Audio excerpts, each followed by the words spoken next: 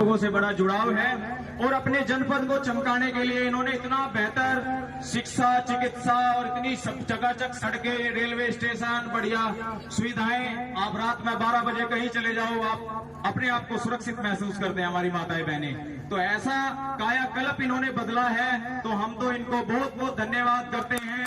और इस बार भी क्योंकि ये मंदिर आस्था का प्रतीक है, एक मंदिर हमारा और है जो हमारी जरूरतों को पूरा करता है, जो भारत की समस्त मूलभूत जरूरतों को संसद में भेजने का हम दोबारा से 2024 में मंत्री जी को काम करेंगे।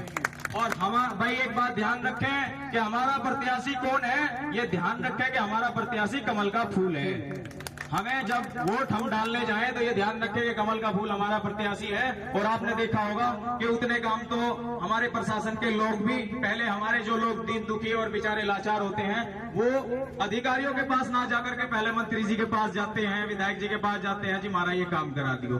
तो इतना लाड प्यार, शनिवार के दिन अपने घर जनसभा लगाते हैं, सभी की समस्याएं और बिना जातीय भेदभाव के, बिना किसी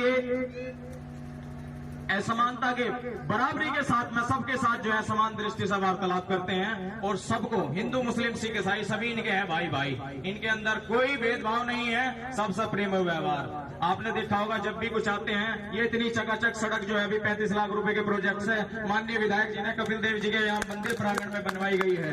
ये बहुत बड़ा प्रोजेक्ट होता है। अभी एक और सांसद मोदी जी के, संजीव बालियान जी के द्वारा जो 28 लाख का प्रोजेक्ट गाँव में पास हुआ है, जो मस्जिद से लेकर उधर जो बैंक का रास्ता है और पूरे गांव के पुल तक जो है बड़ा निर्माण कार्य उसका हो रहा है।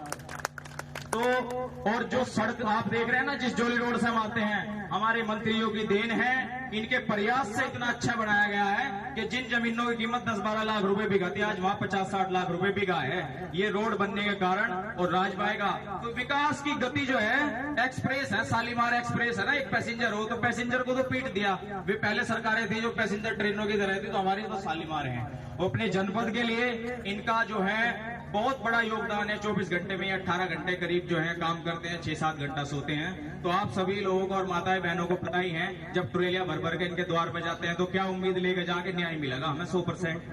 तो मैं ज्यादा समय ना लेते हुए, कीमती समय है और चुनाव का दौर चल रहा है, बस एक ही बात कहना है कि दोबारा इन्हें हम 2024 में संसद में देखना चाहते हैं। और इसी तरह से हमारे जो है माननीय, इनका फिर हम दोबारा से पुनः स्वागत किया जाएगा इसी तरह जब ये सांसद बनेंगे, हमारे लोकसभा सांसद, हमारे सदर विधानसभा के विधायक साहब हैं। आप सभी ग्रामवासियों से और जनपद वासियों से, क्षेत्रवासियों से यही उम्मीद है कि आप सभी अपने भारी मतों से इनको विजयी बनाने का काम करेंगे। भारत माता की। तो सभी आए गए दूर दराज से अतिथियों का मंदिर प्रांगण में हम स्वागत करते हैं, अभिनंदन करते हैं। एक छोटी सी जानकारी और देना चाहता हूं, खासकर रविदास समाज को, कि हमारे लोगों में नेगेटिविटी फैलाई जाती है, गलत प्रचार के तो विरोधी है, ये आरक्षण खत्म, ऐसा कुछ नहीं।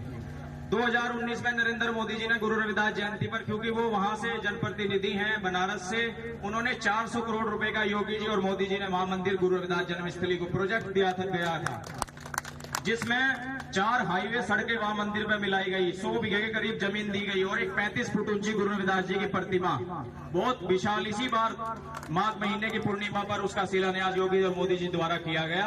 और एक 10 करोड़ रुपए की लागत से बहुत बड़ा भवन बनाया गया, जिसमें 10,000 लोग विश्राम कर सकते हैं, ठहर सकते हैं। ये हमारी सरकारों की देन है। और मैंने देखा है काशी विश्वनाथ मंदिर के अंदर भी माननीय मोदी जी के नेतृत्व में उन्होंने माता अहिल्याबाई होलकर जी की भी प्रतिमा लगाने का कार्य किया है, वहां लगी हुई है। तो वो सबको समान अवसर, सबका सम्मान, सबका सत्कार करते हैं। तो बहुत बहुत आभार, धन्यवाद, आप यहाँ आए, मेहरबानी। धन्यवाद सत्यव जी।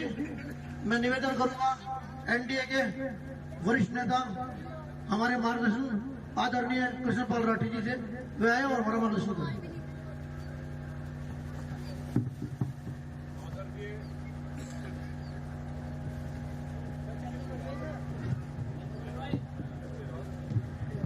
हेलो, आदरणीय हमारे बहुत लोकप्रिय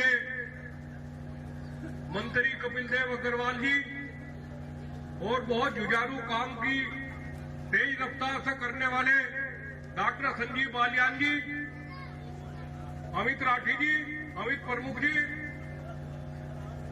कन्नू भाई, समस्त हमारा ये संयुक्त मंच, मेरे सामने बैठे हमारे गांव के जिम्मेदार लोगों, मातृशक्ति भाई काम के बारे में तो आप लोगों को सभी पता है। जो रफ्तार हमारे प्रधान जी बैठे हैं, भाई है मेरे,